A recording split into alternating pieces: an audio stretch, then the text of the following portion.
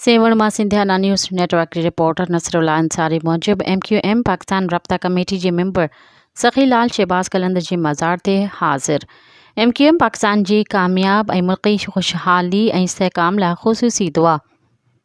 अॻूणी सूबाई सलाहकार MQM पाकिस्तान जी राब्ता कमेटी जे मेंबर इशफाक अहमद मंगी चयो आहे त सिंध सूफ़ी बुज़ुर्गनि ऐं दरवेशनि जी धरती आहे। इन जी तालीमात ते अमल करणु असांजे लाइ मशलिरा आहे।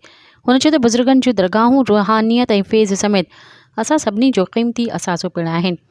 सिंध में सूफ़ी बुज़ुर्गनि ऐं वलियनि माण्हुनि लाइ हकारी पहलू उजागर कयो जितां माण्हुनि खे प्यार मोहब्बत ऐं भाईचारे जो पैगाम मिले थो। अहिड़नि ख़्यालनि जो इज़हार हुन सखी लाल शहबाज कलंदर जी दरगाह ते हाज़िरी भरण जे मौक़े ते ॻाल्हाईंदे कयो।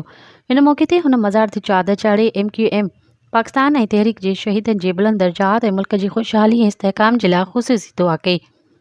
इन मौक़े ते राब्ता कमेटी जो मेंबर ऐं अॻूणो MPA मंगला शर्मा, सिंध तंज़ीमी कमेटी जो जॉइंट इंचार्ज ज़मीर हुसैन पेरोज़ाणी बि साणुसि गॾु हुआ।